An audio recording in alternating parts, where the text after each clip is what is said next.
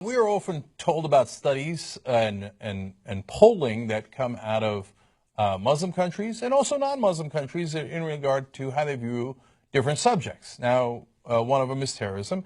One of them is Sharia law. So I want to quote a Pew Research poll here. Do you support the establishment of Sharia as official law? They asked in majority Muslim countries in North Africa and the Middle East. And that is a stunningly high number. 74% of the people in those countries said yes, they support Sharia law. Now, this is where a lot of people stop and go, oh my God, that's it. They all believe in chopping hands, heads, etc. But of course, the interpretation of Sharia law is enormously diverse. I'm not Muslim, so I'm not going to bother trying to figure out who's right and who's wrong about how to interpret Sharia law. But what Gallup did in their survey was they said, okay, look, we're going to specifically talk about killing civilians. So if it turns out, for example, the Sharia law does in fact want you to kill more civilians, well, that's obviously going to be problematic. But let's find out if that is what they say, right? If that is the interpretation of the people in those countries.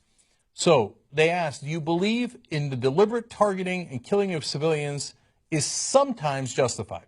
Now, the other option was never justified. So 14% of the people in those majority Muslim countries in North Africa and the Middle East said that, yes, it is sometimes justified.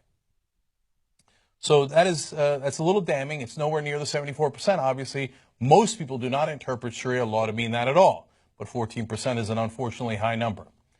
Now, before you judge, let's find out what other countries answered to that same exact question.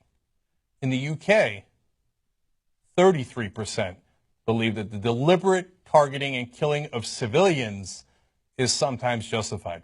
Not collateral damage, not accidental, deliberate targeting of civilians. They were very clear about the question. How about the United States of America?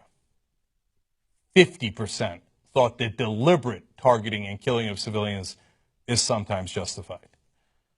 So, if we're looking at polling to determine who is more violent and more prone to what we normally, colloquially call terrorism, the deliberate killing of civilians, it turns out the population of the United States is about 4 times as likely to support the deliberate killings of civilians.